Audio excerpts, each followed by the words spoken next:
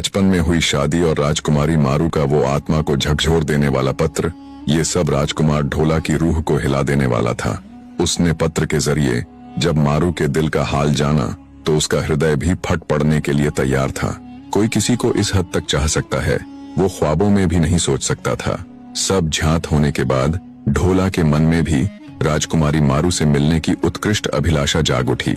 दूसरी तरफ दाढ़ी यानी भामसेन राजा पिंगल द्वारा लिखा हुआ पत्र राजा नल और रानी दमयंती के हवाले कर देते हैं, जिसमें राजा पिंगल ने राजा नल से राजकुमार ढोला को पूंगल भेजने और मारवण को ले जाने का अनुरोध किया था।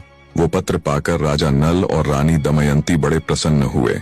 उन्होंने भामसेन का बड़े अच्छे से आदर सत्कार किया।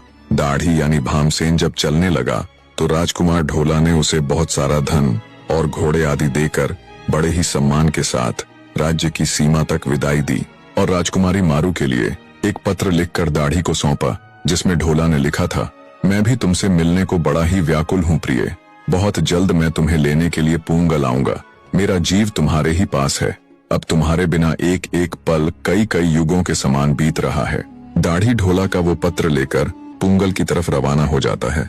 दाढ़ी को विदा करने के बाद ढोला सीधा अपनी माँ रानी दमयंती के पास गया और बोला, माँ, मेरा विवाह बचपन में ही हो चुका है। ये बात तुमने मुझसे क्यों छिपाई?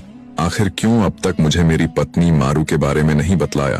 अपने पुत्र को यूं खफा देख रानी दमयंती बोली, बेटा, मैंने तो कितनी ही बार तुम्हें सब बतलाना चाहा, पर हर बार तुम्हारे पिता के कारण मैं रुक गई।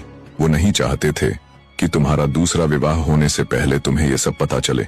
माता दमयंती की बात सुन कुछ देर राजकुमार ढोला खामोश हो गए। फिर कुछ देर बाद चुप्पी तोड़ते हुए उसने अपनी माँ से निवेदन किया कि अब वो उन्हें राजकुमारी मारू को लाने के लिए पूंगल जाने की आज्ञा दे दे। रानी दमयंती स्नेहपूर्वक अपने पुत्र को पूंगल जाने की स्वीकृति देती हुई बोली, देख लो बेटा, यदि तुम्हारी बहू मालवण तुम्हें जाने दे तो अवश्य जाओ। माँ की व्यंग भरी वाणी सुन राजकुमार ढोला तिलमिला उठा और गुस्से के साथ पैर पटकता हुआ रानी मालवण के महल में पहुंच गया। मालवण के कक्ष के अंदर दाखिल होने से पहले गुस्साए ढोला ने ना तो अपने पैरों की जूती बाहर निकाली और ना स्नेहपूर्वक मालवण के साथ बात की। बस गुस्से से चुपचाप मुंह फुलाकर एक ओर बैठ गया।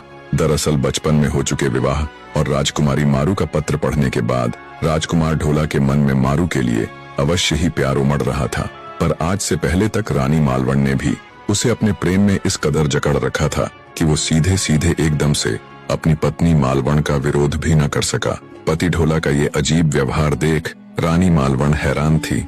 बने रहे।